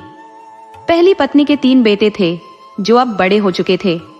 फिर भी मेरी माँ ने न जाने क्या सोचकर उनसे विवाह कर लिया। जब मेरा जन्म हुआ तो माँ ने मेरे नाम से 10 बीघा जमीन पिताजी से लिखवा दी। पिताजी के पास कुल वही 10 बीघा जमीन थी। इस बात से तीनों भाई बहुत नाराज हो गए। असल में उस जमीन पर उन्हीं का हक था, लेकिन मेरी माँ ने उनके साथ धोखा किया था। वे पिताजी से अलग रहने लगे और जमीन वापस करने का दबाव बनाने लगे। पिताजी ने दबाव में आकर वही जमीन दोबारा उन तीनों के नाम लिख दी। समय बीता और मैं बड़ी हो गई। कुछ समय बाद पिताजी की मौत हो गई, या शायद भाइयों ने ही किसी साजिश के तहत उन्हें मार दिया। कुछ दिनों बाद माँ भी अचानक गायब हो गई। उनका आज तक कुछ पता नहीं चला। आज से 3 दिन पहले मैंने भाइयों की पत्नियों को बात करते सुना कि आज रात शीला की आखिरी रात होगी। उनके पति मुझे मारकर जंगल में फेंक देंगे। जंगल में एक बाघ रहता है, वह मुझे खा जाएगा। ये सुनकर मेरी जान ही निकल गई। मेरे पास माँ के दिए हुए कुछ गहने और 500 सोने की मोहरें थी। मैंने उन्हें तुरंत एक पोटली में बांधा, अपने बिस्तर पर कुछ कपड़े इस तरह रखे कि लगे कोई सोया हुआ है, और वहां से भाग निकली। मैं घर से निकलकर बाहर एक पेड़ पर चढ़ गई। आधी रात को मैंने देखा कि मेरे तीनों सौतेले भाई तलवारें लेकर पागलों की तरह मुझे ढूंढ रहे थे। जब वे मुझे ढूंढते हुए गांव के पूरब की तरफ चले गए तो मैं पेड़ से उतरकर पश्चिम की तरफ भागी। दिन के समय मैं एक जमींदार के बगीचे में छिपी रही। किस्मत अच्छी थी कि बारिश हो रही थी, जिससे मुझे भागने का मौका मिल गया, और मैं भागकर उसी बरगद के पेड़ पर चढ़ गई थी जहां रात में बिजली चमकने पर मैं डरकर आपके ऊपर गिर पड़ी, और आप मुझे भूत समझ बैठे थे और मैं भी आपको भूत समझी थी। लेकिन यहाँ आकर जब मैंने सोचा तो सारा मामला समझ में आ गया। अब आप ही बताइए, मैं किस घर जाऊं, कहाँ जाऊं? आपसे ज्यादा भला आदमी मुझे और कौन मिलेगा? जिस घर में हम दोनों पूरी रात रहे, लेकिन आपकी नीयत जरा भी नहीं बदली। ये देखकर मैंने मन में तय कर लिया कि आप ही मेरे लिए सही हैं। मैं आपके साथ गरीबी में भी अपनी पूरी जिंदगी बिता सकती हूँ। सूरज बोला, तुम मेरी पत्नी बनो, ये तो मेरा सौभाग्य होगा। मैं कल ही पंडित को बुलाकर तुम्हारे साथ विवाह कर लेता हूँ। लड़की बोली, आप किसी ढोंग ढकोसले के चक्कर में मत पड़िए। आपका मन मुझसे मिल गया, मेरा मन आपसे मिल गया, तो भगवान को साक्षी मानकर हम पति पत्नी बन जाते हैं। हम आज से ही अपनी नई जिंदगी की शुरुआत करते हैं। अब आपको कहीं काम पर जाने की भी जरूरत नहीं है। मेरे पास 500 सोने की मोहरें हैं, जिनसे 15 से 20 बीघा उपजाऊ जमीन मिल जाएगी। आप उन पैसों से जमीन खरीद लीजिए और खेती कीजिए। मेरे पास इतने गहने हैं कि उन्हें बेचकर और भी जमीन ले सकते हैं, लेकिन ज्यादा का लालच ठीक नहीं है। हमें कम खर्च में ही गुजारा करना चाहिए। सूरज लड़की की हर बात मान गया। उसे घर बैठे बिठाए एक अच्छी पत्नी मिल गई थी। जो काम उसे नामुमकिन लगता था, वह अपने आप पूरा हो गया था। वह अपनी पत्नी के साथ प्यार से रहने लगा। जल्द ही उसने 30 बीघा जमीन खरीद ली और उस पर खेती शुरू कर दी। अब सूरज कोई मामूली मजदूर नहीं, बल्कि एक बड़ा किसान था, समय के साथ उनके घर एक बेटा हुआ जो बहुत होशियार था। वह अपनी माँ की तरह ही बुद्धिमान था। सूरज ने उसका नाम विजय रखा। समय बीतता गया और विजय बड़ा हो गया। सूरज और उसकी पत्नी की इच्छा थी कि उनके एक दो बेटे और हों, लेकिन भगवान जिसे जितना देता है उतना ही मिलता है। विजय बड़ा होकर अपने पिता के कामों में हाथ बटाने लगा। वह खेती बाड़ी का काम भी संभालने लगा था। अब सूरज को कोई चिंता नहीं रहती थी कि खेती का काम कैसे होगा, क्योंकि सब कुछ विजय देख लेता था। विजय के खेत से सटा हुआ लखन जमींदार का एक बड़ा बाग था। वह जमींदार पाशर गांव हसूलीपुर का था और कभी कभी ही चंदनपुर आता था। विजय ने जमींदार से कई बार मजाक में कहा था, जमींदार साहब, आप इतनी दूर से यह बाग देखने क्यों आते हैं? ये बाग मुझे दे दीजिए, जो भी पैसा होगा ले लीजिएगा। जमींदार कहता, बेटा, बाग तो मैं तुम्हें दे दूंगा, लेकिन मेरी एक शर्त है। वह शर्त मैं 5 आदमियों के सामने बताऊंगा। अगर तुम्हें मंजूर हो तो कल 5 लोगों के सामने अपनी शर्त रखूं। अगर तुमने शर्त पूरी कर दी तो मैं ये बाग तुम्हें मुफ्त में दे दूंगा। जमींदार एक बहुत चालाक आदमी था। वह किसी तरह विजय को अपने जाल में फंसाकर उसे अपना गुलाम बनाना चाहता था, लेकिन विजय उसकी बातों का असली मतलब नहीं समझ पा रहा था। वह बोला, ठीक है जमींदार साहब, कल आप अपनी शर्त बता दीजिएगा और अपने साथ 5 आदमी भी ले आइएगा। जमींदार बोला, तुम चिंता मत करो, आदमी तुम्हारे गांव के ही होंगे, मैं उन्हीं के सामने अपनी शर्त रखूंगा। दूसरे दिन जमींदार ने गांव के 5 लोगों को इकट्ठा किया और उनके सामने अपनी शर्त रखी। विजय का अभी तक विवाह नहीं हुआ है। शर्त यह है कि यह बिना ब्याहे अपनी ससुराल जाएगा और वहां से अपनी पत्नी लेकर आएगा। अगर यह पत्नी ले आया तो मैं इसे अपना 50 बीघा का यह बाग मुफ्त में दे दूंगा, और अगर नहीं ला पाया तो यह जिंदगी भर मेरे इस बाग की मुफ्त में रखवाली करेगा। विजय अपनी ही बातों में फंस चुका था। वह कई महीनों से जमींदार को चिढ़ा रहा था, तो आज जमींदार ने उसे अपने जाल में फंसा ही लिया। जमींदार ने उसे 2 दिन का समय दिया और कहा, परसों शाम तक यदि तुम अपनी पत्नी लेकर नहीं लौटे तो तुम्हें मेरे बाग की गुलामी करनी पड़ेगी। उसने एक शर्त और लगा दी कि विजय अपने घर भी नहीं जाएगा और न ही अपने माता पिता या गांव वालों से कोई मदद लेगा। विजय को शर्त के मुताबिक उसी समय अपने ससुराल ढूंढने निकलना पड़ा। वह घर नहीं गया बल्कि खेत से ही चल पड़ा। वह बहुत तेजी से उत्तर दिशा की ओर बढ़ गया। चलते चलते उसके दिमाग में आया, मैंने ये क्या बेवकूफी कर दी। मुझे जमींदार से शर्त लगाने की क्या जरूरत थी। अब मुझे अचानक से पत्नी कहां से मिलेगी? कौन अपनी बेटी मुझे यूं ही दे देगा? अगर मैं किसी से कहूंगा तो वह मेरा मजाक उड़ाएगा, और अगर किसी के घर जाकर ये कहा कि मैं अपनी ससुराल आया हूं तो लोग मेरी पिटाई कर देंगे। विजय का सिर चकराने लगा कि अब वह क्या करे। उधर जब इस बात की खबर सूरज और उसकी पत्नी को लगी तो वे हैरान रह गए कि उनके बेटे ने यह क्या पागलपन कर दिया। उसे शर्त लगाने की क्या जरूरत थी? जमींदार एक बड़ा आदमी है, वह जरूर बेटे को अपना गुलाम बना लेगा। अब तो भगवान ही मालिक है। कहां से लाएगा वह अपने लिए पत्नी? उसे अपने ससुराल कहां मिलेगी? उधर विजय की समझ में कुछ नहीं आ रहा था कि वह क्या करे।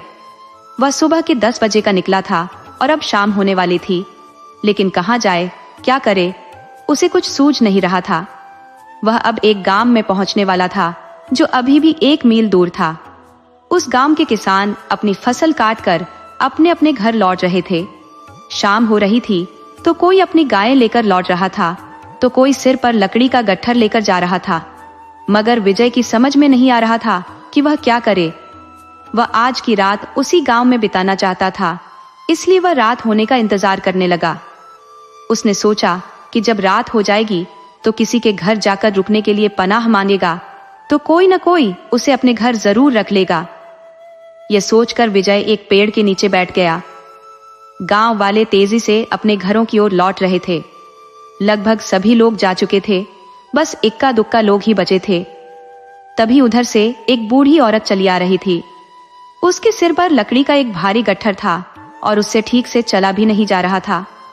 उसने विजय से कहा, बेटा, जरा मेरे सिर से यह गट्ठर उतरवा दो, मुझसे अब और चला नहीं जा रहा।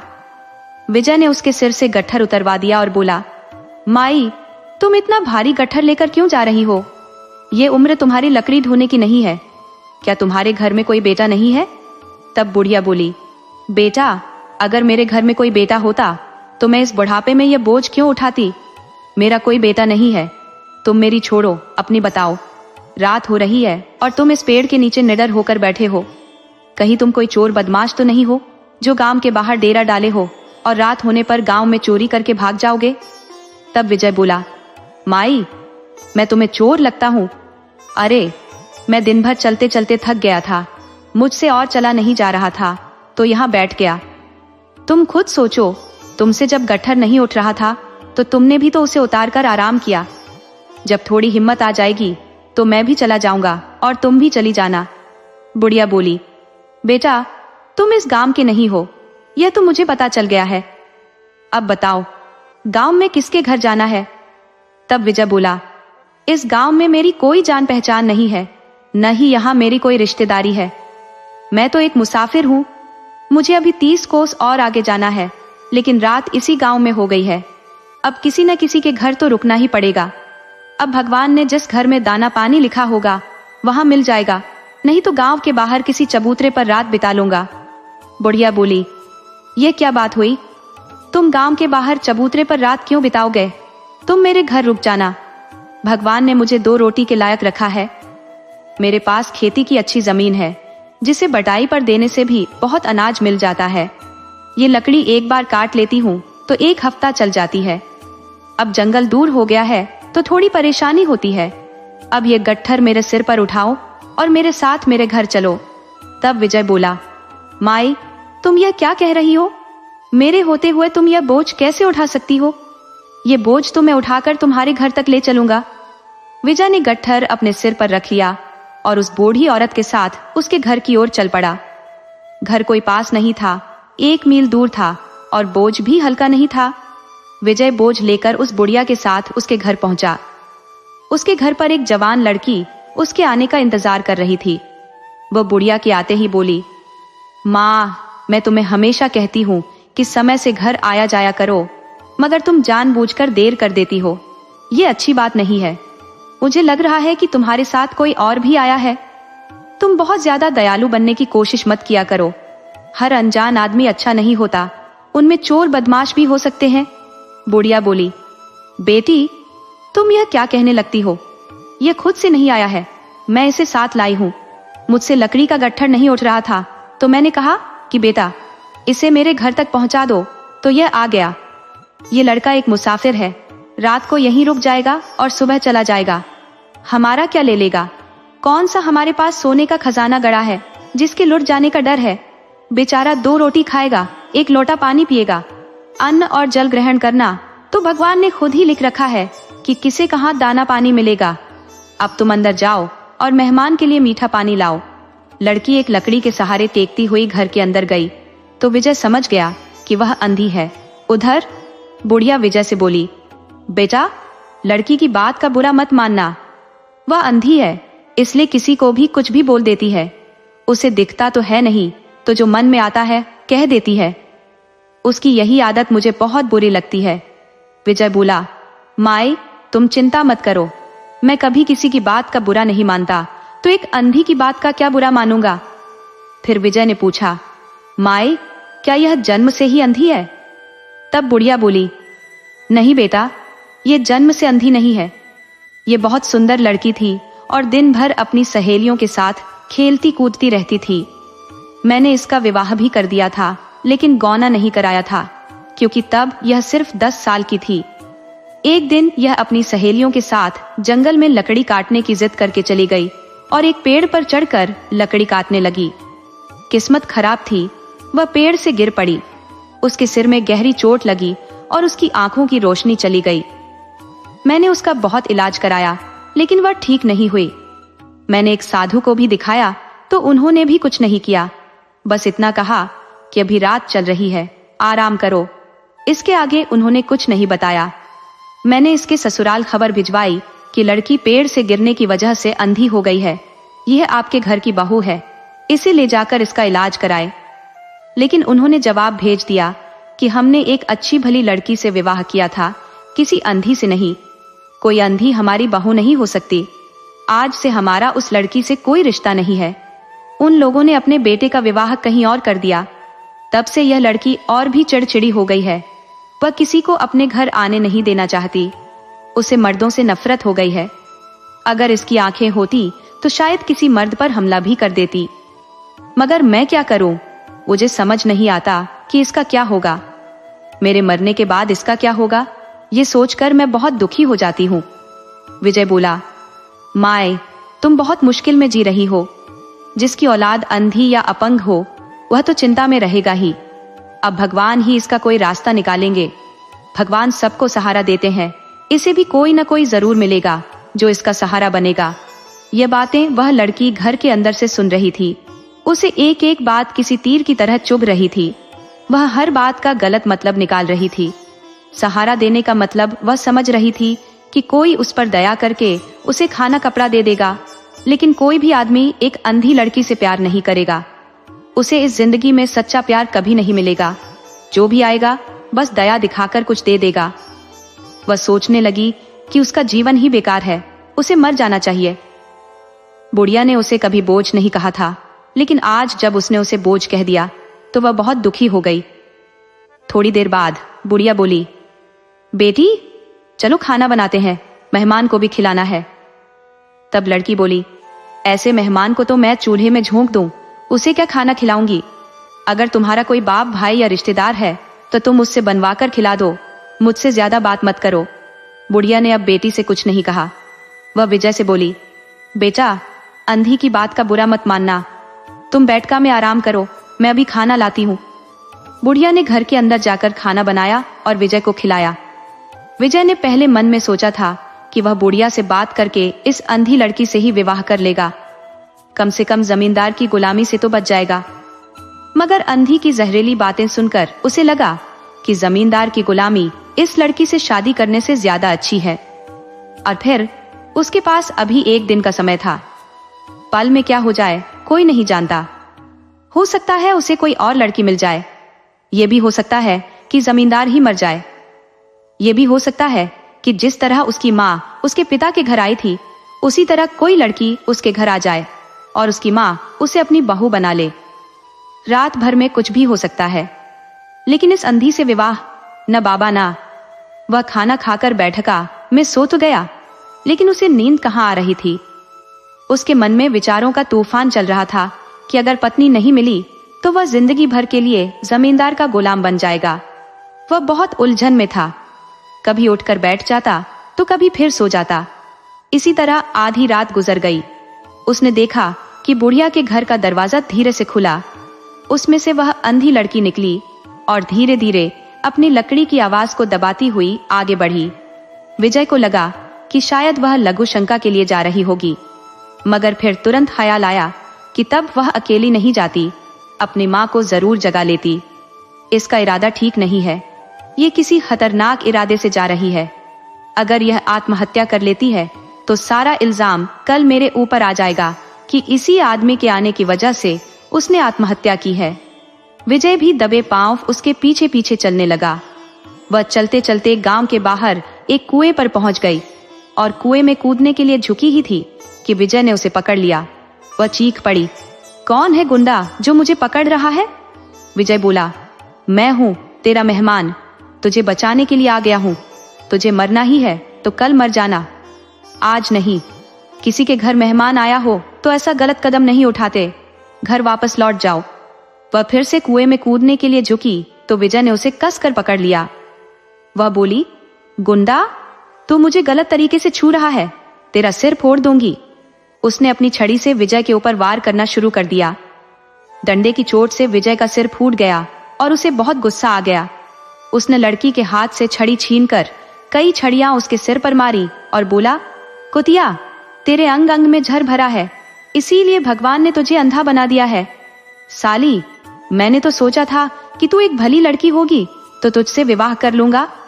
अरे एक भला आदमी लड़की का दिल देखता है, उसका मन देखता है, उसका अच्छा व्यवहार देखता है, उसकी फूटी आंखें नहीं देखता, उसका टेढ़ा मेढ़ा अंग नहीं देखता। शरीर का मोल भाव तो सिर्फ कसाई करते हैं, नरभक्षी करते हैं या वासना में अंधे लोग करते हैं, मेरे जैसा आदमी नहीं। छड़ी की मार से उस लड़की की आंखों में रोशनी आ गई थी। वह अब विजय को देख पा रही थी। विजय की कही हुई बातें अब उसे चुभ नहीं रही थी। उसने विजय के पैर पकड़ लिए और बोली, मुझे माफ कर दो, मैंने नादानी में गलती कर दी। मुझे किसी ने सिखाया ही नहीं था कि मुझे कैसे रहना है, किसी से कैसे बात करनी है। मुझे हर आदमी बुरा लगता था, मगर अब जब मैंने आपको देख लिया है तो मैं अपनी गलती सुधारने के लिए तैयार हूं। विजय बोला, तो मुझे देख कैसे रही है? तेरी तो आंखें ही नहीं है। लड़की बोली, मैंने आपको मन की आंखों से देख लिया है। अगर आप मेरे मन से प्यार करते हैं, मेरी आत्मा से प्यार करते हैं, तो मैं भी आपसे मन से प्यार करने लगी हूं। अब मैं मरूंगी नहीं, आपके साथ चलूंगी, आपसे विवाह करूंगी। विजय बोला, मैं तुमसे विवाह कर लूंगा, मगर एक शर्त पर। तुम कभी अपने मुंह से झर नहीं उगलोगी, हमेशा मीठा बोलोगी। लड़की बोली, कह दिया ना कि अब कभी गलत नहीं बोलूंगी।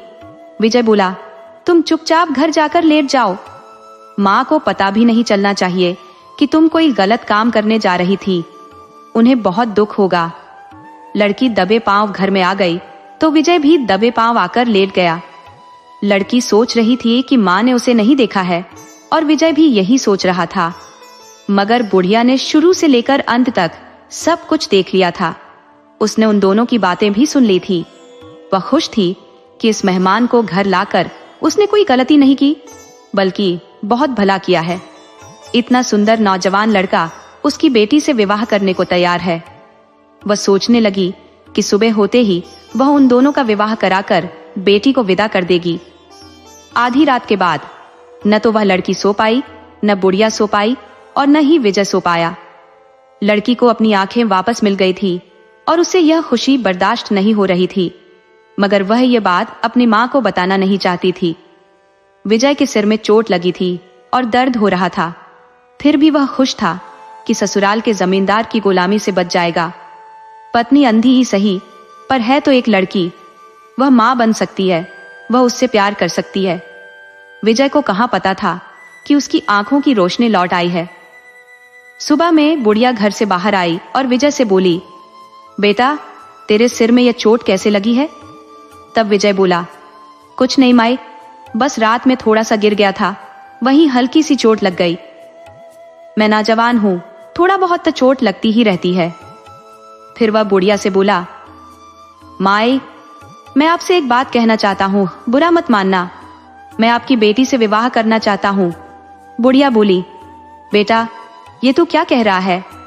तू भला एक अंधी से विवाह करके अपनी जिंदगी क्यों खराब करना चाहता है? तब विजय बोला, माई, किसी की जिंदगी संवारने में जितना सुकून है उतना कहीं नहीं है। बुढ़िया बोली, बेटा, मैं तो तुझे जानती तक नहीं कि तू कौन है, कहाँ का है। मैं ऐसे ही तुझे अपनी बेटी कैसे दे दूं?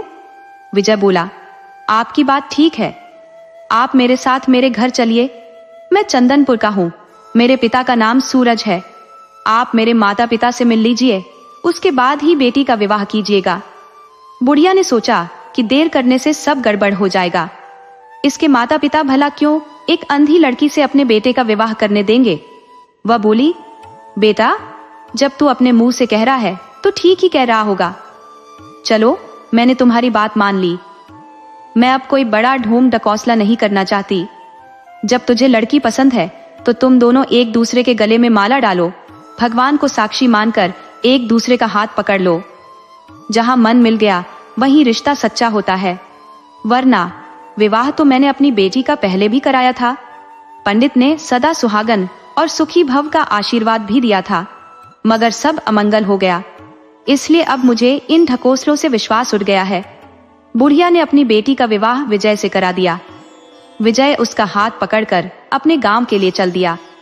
गांव से बाहर आने पर लड़की ने अपनी छड़ी फेंक दी और विजय से बोली, मैं अब देख सकती हूँ, मुझे अब किसी छड़ी की जरूरत नहीं है। और फिर जब आप जैसा मजबूत सहारा मेरे साथ हो तो मुझे अब किसी चीज की कमी नहीं है। विजय बोला, क्या तुम अंधी होने का नाटक कर रही थी और अपनी मां को धोखा दे रही थी? तब लड़की बोली, नहीं, मैं सचमुच की अंधी थी, मगर आपने मेरी आंखों की रोशनी लौटाई है।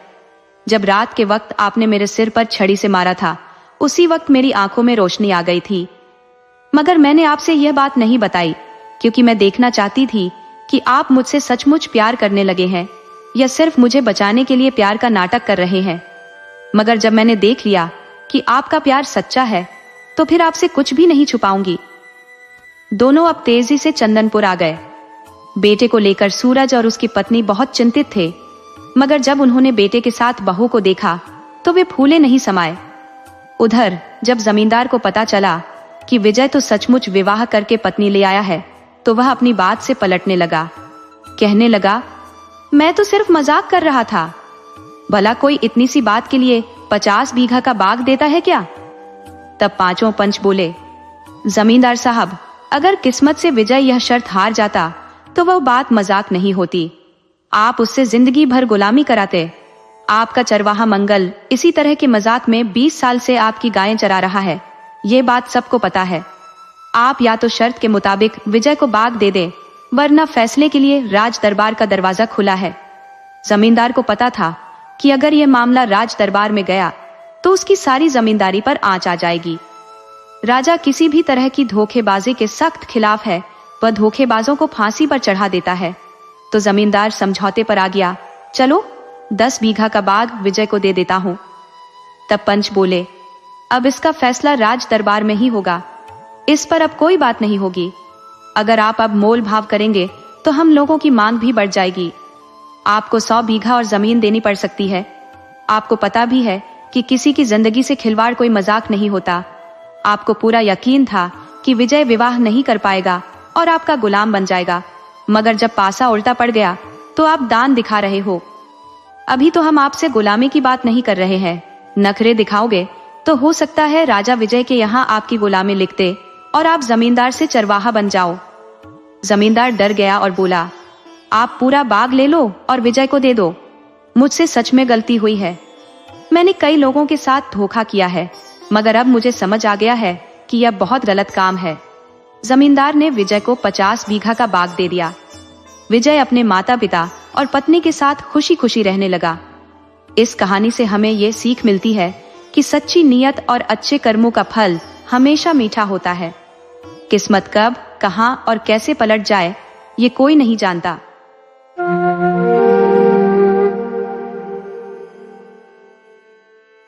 किसी छोटे से गांव में एक बूढ़ी औरत अपने 2 बेटों के साथ रहती थी। वह औरत अपने दोनों बेटों से बेइंतहा प्यार करती थी और अपनी पूरी मेहनत मशक्कत से घर का खर्चा चलाती थी। उसका पति भी काफी उम्रदराज था और वो भी जैसे तैसे मेहनत करके अपना गुजारा करता था। वक्त बीतता गया और धीरे धीरे बच्चे जवान हो गए। बूढ़ी औरत बहुत ही धार्मिक स्वभाव की थी। वह हमेशा पूजा पाठ में डूबी रहती और अगर कहीं से भी शान माता का बुलावा आता तो वह बिना देर किए वहां जरूर जाती। यहाँ तक कि अगर बुलावा नहीं भी आता तब भी वह पूरी कोशिश करती कि किसी भी धार्मिक आयोजन में शामिल हो सके। समय के साथ उसके बड़े बेटे की शादी हो गई। बहू घर आई, लेकिन उसकी सासू माँ की तरह नहीं थी। वह बहू बड़ी ही बुरे स्वभाव की थी। उसे न तो किसी से लगाव था और न ही घर के कामकाज से। वह देखती कि उसकी सास सुबह सुबह उठकर पूजा में लग जाती है, फिर जानवरों का चारा डालने और गाय भैंस के काम में जुट जाती है। ये देखकर बहू को लगता कि सारा काम तो उसे ही करना पड़ता है। इसी कारण वह अपनी सास से मन ही मन नफरत करने लगी थी। बहू ने सोच लिया कि अगर उसकी सास काम करेगी तभी वह भी काम करेगी, वरना वह भी हाथ पर हाथ धरकर बैठी रहेगी। जब भी सास पूजा करने बैठती, बहू कहती, माँ जी, मैं भी आपके साथ पूजा करूंगी। सास ये सुनकर खुश हो जाती कि चलो, उसकी बहू भी पूजा पाठ में रुचि रखती है। लेकिन सच्चाई यह थी कि बहू बस समय काटने के लिए पूजा में बैठती थी।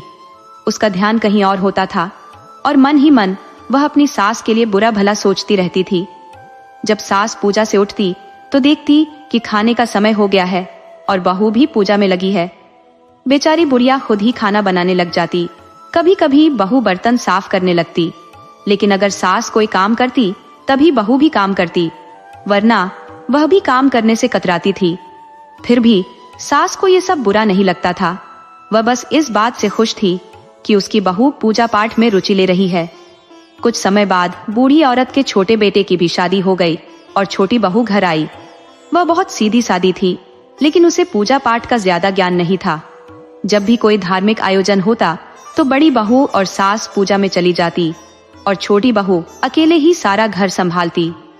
वह मन से बहुत साफ थी और अपनी सास ससुर की सेवा दिल से करती थी, इसलिए माता रानी की कृपा उस पर हमेशा बनी रहती थी। बूढ़ी औरत अपनी दोनों बहुओं से बहुत प्रेम करती थी, लेकिन बड़ी बहू के मन में हमेशा गलत विचार चलते रहते थे। वह काम से बचने का कोई न कोई बहाना ढूंढती रहती थी। कभी सिर दर्द का बहाना करती तो कभी पेट दर्द का। समय बीतता गया और छोटी बहू गर्भवती हो गई। 9 महीने बाद उसने एक सुंदर से पुत्र को जन्म दिया। अब जब उसकी गोद में बच्चा आ गया तो उसने सोचा, मुझे भी पूजा में जाना चाहिए। अब तो मैं भी माँ बन गई हूँ और सब पूजा में जाती है तो मुझे भी पूजा करनी चाहिए। जब उसने यह बात अपनी सास से कही तो उसकी सास ने उसे बड़े प्रेम से कहा, बेटी अब तुम आराम करो, पूजा पाठ तो तुम्हारा भाई भी कर लेगा, लेकिन तुम्हारा स्वास्थ्य और बच्चे की देखभाल जरूरी है। यह सुनकर छोटी बहू खुश हुई और अपनी सास की बात मानकर आराम करने लगी। उसकी सास ने माता रानी का धन्यवाद किया क्योंकि उनके घर में सुख शांति बनी रही। एक दिन वह बहू अपनी सास से बोली, माँ जी, क्या मैं भी आपके साथ पूजा में चल सकती हूँ? उसकी सास ने खुशी खुशी कहा, चल बेटा, जरूर चलो। लेकिन उसकी जेठानी ने उसे टोकते हुए कहा, तुम पूजा में क्या करोगी? घर पर रहो और अपने बच्चे का ख्याल रखो। पर उस बहू के मन में पूजा को देखने और समझने की बड़ी इच्छा थी।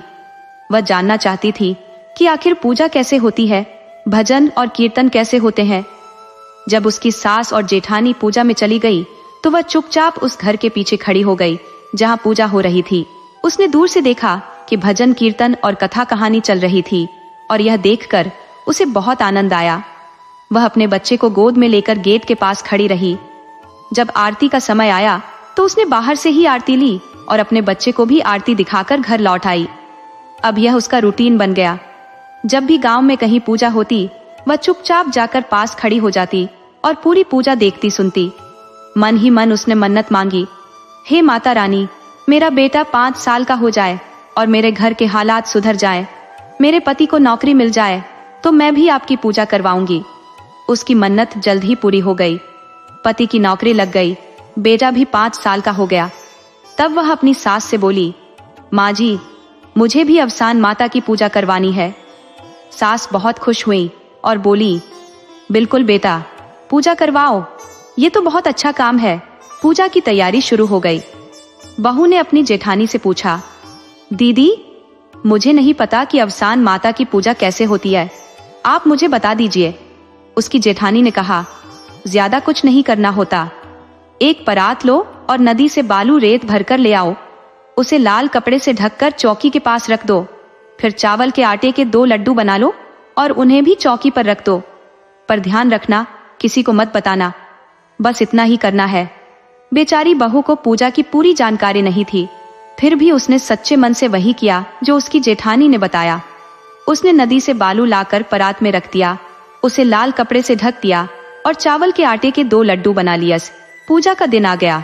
गांव की औरतें आई, भजन कीर्तन हुआ और कथा कहानी भी सुनाई गई। अब प्रसाद बांटने की बारी आई। बहू ने अपनी जेठानी से कहा, दीदी, आपने जो बताया था वो सब मैंने कर लिया, अब आप प्रसाद बांट दीजिए। जेठानी मन ही मन सोच रही थी कि यह तो सबको बालू का प्रसाद बांटेगी, इसलिए उसने चालाकी से कहा, नहीं नहीं, प्रसाद तुम ही बांटो। आखिरकार तुम्हारी मन्नत पूरी हुई है। तुम्हारे घर में तो संतान भी है, मेरे तो कोई संतान नहीं है, इसलिए प्रसाद तुम ही बांटो। बहू ने अपना सिर हिलाया और प्रसाद बांटने लगी। लेकिन जैसे ही उसने परात से बालू रेत हटाई, सभी औरतें आश्चर्यचकित रह गई। बालू रेत की जगह पर सोने और चांदी के सिक्के चमक रहे थे। ये चमत्कार देखकर सभी स्तब्ध रह गई। जेठानी के चेहरे पर पछतावे की लकीरें उभर आईं और वह सोचने लगी कि काश उसने खुद भी सच्चे मन से पूजा की होती। अब गांव में बहू की भक्ति और उसकी किस्मत की चर्चा होने लगी। लोग कहने लगे, इस बहू ने सच्चे दिल से पूजा की थी, तभी माता रानी ने इसकी मन्नत पूरी कर दी। सभी ने मिलकर माता रानी की जयकार की और बहू की पूजा की महिमा गांव भर में फैल गई। जब वह हाथ उठाने लगी और कपड़ा हटाया तो सारा प्रसाद 56 भोग में बदल चुका था। प्रसाद की सुगंध इतनी लाजवाब थी कि जिसने भी उस खुशबू को महसूस किया वह तारीफ के बिना रह नहीं सका। हर कोई कहने लगा, देखो बुढ़िया ने अपनी बहू से कितना बढ़िया प्रसाद बनवाया है, पूरे 56 भोग का इंतजाम किया है, इतने प्रकार के पकवान और उनकी सुगंध तो दिल को छू रही है। ये सुनकर जेठानी अंदर ही अंदर जल उठी। वह खुद को कहने लगी, मैंने तो इसे रेत लाने को कहा था, फिर इसने इतने स्वादिष्ट प्रसाद कैसे बना लिए। छोटी बहू ने सबको प्रसाद बांटना शुरू किया, ससुर, जेठ और यहाँ तक कि जेठानी को भी दिया। लेकिन जब जेठानी ने प्रसाद खाया तो उसके मुंह में रेत आ गई। वह गुस्से से आगा बबूला हो गई और देवरानी पर चीखते हुए बोली, तूने मुझे प्रसाद के बदले रेत क्यों खिला दी। वहां मौजूद महिलाएं कहने लगी, अरे आप क्या कह रही है, छोटी बहू ने हम सबको भी वही प्रसाद दिया है जो आपको दिया है, ये बालू रेत कैसे दे सकती है। सभी ने प्रसाद की तारीफ की। इतना स्वादिष्ट प्रसाद तो हमने पहले कभी नहीं खाया। जेठानी को और भी बुरा लगा, पर वह मन मसोस कर रह गई। जब सब लोग चले गए तो बूढ़ी सास ने छोटी प्लेट की तरफ इशारा करते हुए पूछा, इसमें क्या रखा है जो लाल कपड़े से ढका हुआ है। छोटी बहू ने कहा, मां जी, इसमें चावल के 2 लड्डू रखे हैं।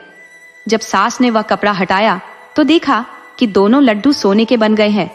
ये देखकर जेठानी फिर से लालची हो उठी और बोली, इनमें से एक लड्डू मेरा है, क्योंकि मैं ही तो तुझे रेत लाने के लिए कहा था। छोटी बहू मुस्कुराते हुए बोली, कोई बात नहीं दीदी, आप ये लड्डू रख लीजिए।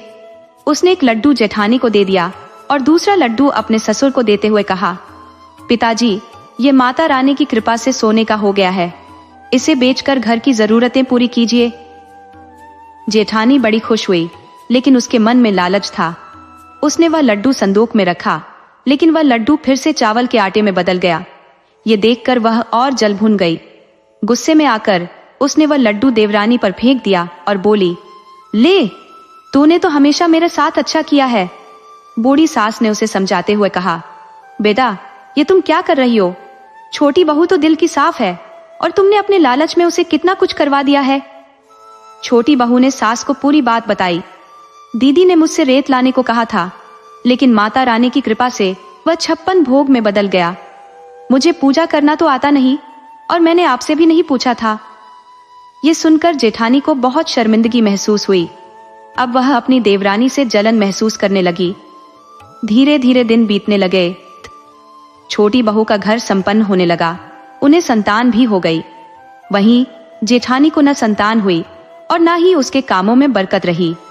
वह हमेशा उल्टे सीधे काम करती, जिससे घर में परेशानी बढ़ने लगी।